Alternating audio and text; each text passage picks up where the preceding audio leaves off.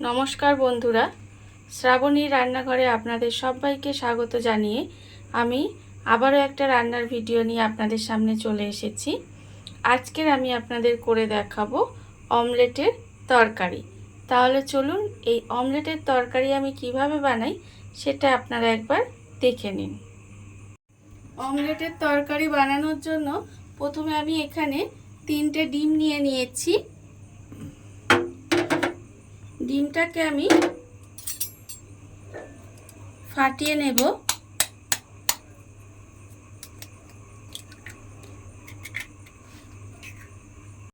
3টে ডিম আমি এখানে ভেঙে নিয়েছি। এইবার আমি এর মধ্যে দিয়ে দেব আন্দাজ মতো নুন,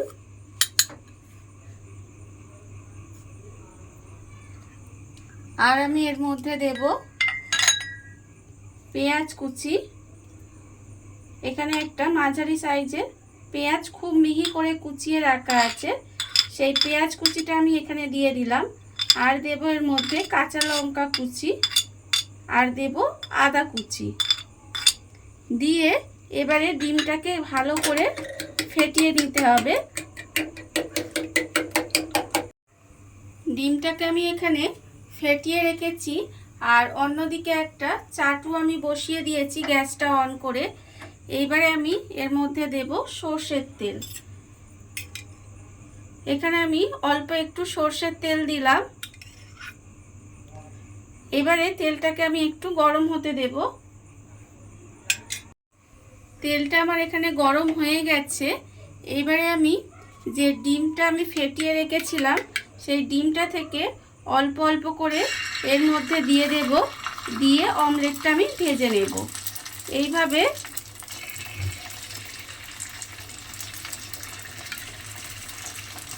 চামচে করে আমি অল্প অল্প করে দেব।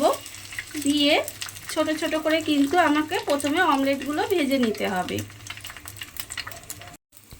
অমলেটগুলো আমি এখানে উল্টে পাল্টে একটু ভেজে নিয়েছি। এইবারে অমলেটগুলোকে আমি তুলে রেখে দেব।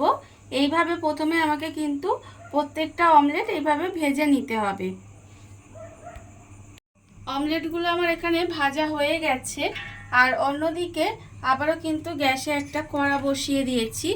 এইবার আমি কড়ার মধ্যে দিয়ে দেব সর্ষের তেল। এখানে আমি প্রায় 3 চামচ পরিমাণে সর্ষের তেল দিলাম। দিয়ে এবার তেলটাকে একটু গরম হতে দেব। তেলটা আমার গরম হয়ে গেছে। এইবার আমি এর মধ্যে দিয়ে দেব আলু। এখানে আমি ডুমো ডুমো করে কেটে রেখেছি, সেই আলুটা আমি তেলের মধ্যে দিয়ে দেব। আলুগুলো আমি তেলের মধ্যে দিয়ে দিলাম। এবারে আমি এর মধ্যে দেব অল্প একটু নুন, আর আমি দেব এর মধ্যে অল্প একটু হলুদ গুঁড়ো। দিয়ে আলুটাকে প্রথমে আমার একটু লাল করে ভেজে নিতে হবে। আলুটা আমার এখানে লাল করে ভাজা হয়ে গেছে। এইবারে আমি আলুটাকে তুলে আলাদা করে রেখে দেব।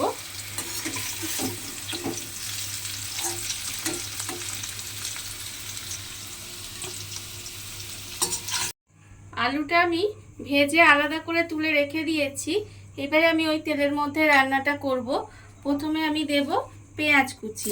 এখানে আমি একটা পেঁয়াজ কুচিয়ে রেখেছি, সেই পেঁয়াজটা আমি তেলের মধ্যে দিয়ে দিলাম।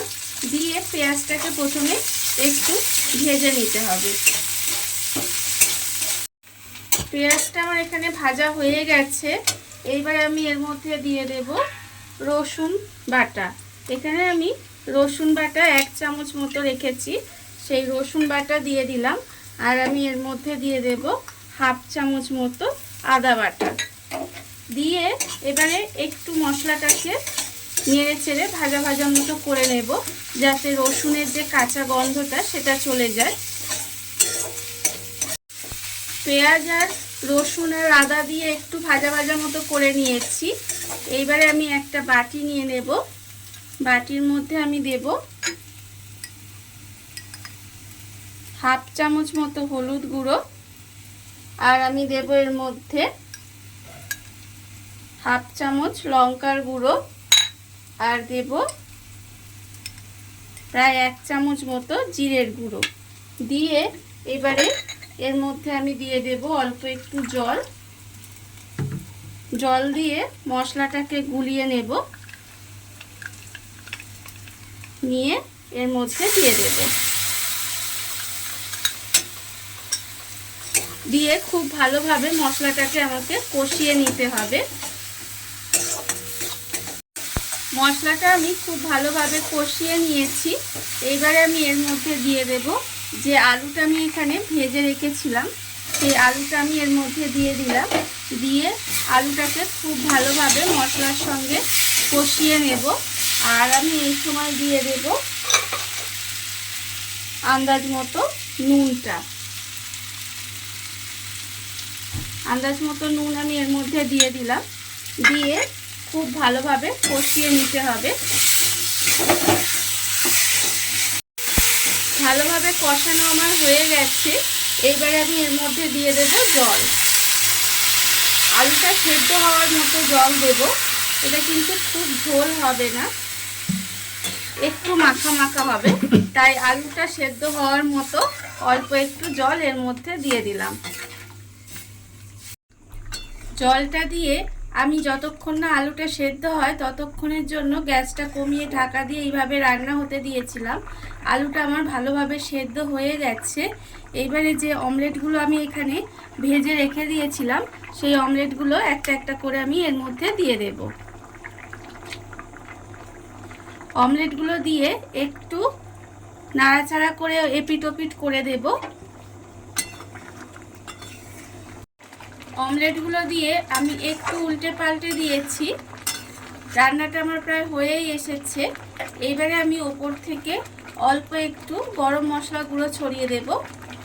দিয়ে আমি এটা ভালোভাবে মিশিয়ে গ্যাসটা অফ করে ঢাকা দিয়ে কিছুক্ষণ রেখে দিলেই কিন্তু আমার অমলেটের তরকারি রেডি হয়ে যাবে। দেখুন বন্ধুরা, বাড়িতে থাকা কত অল্প উপকরণে কত সুন্দর একটা অমলেটের তরকারি তৈরি হয়ে গেছে। আপনারা দেখতেই পেলেন। আর এটা কিন্তু খেতে ভীষণ ভালো হয়। এই ভিডিওটা যদি আপনাদের ভালো লেগে থাকে তাহলে লাইক করবেন, কমেন্ট করবেন আর সাবস্ক্রাইব করবেন আমার চ্যানেলকে। আজ এই পর্যন্ত, নমস্কার।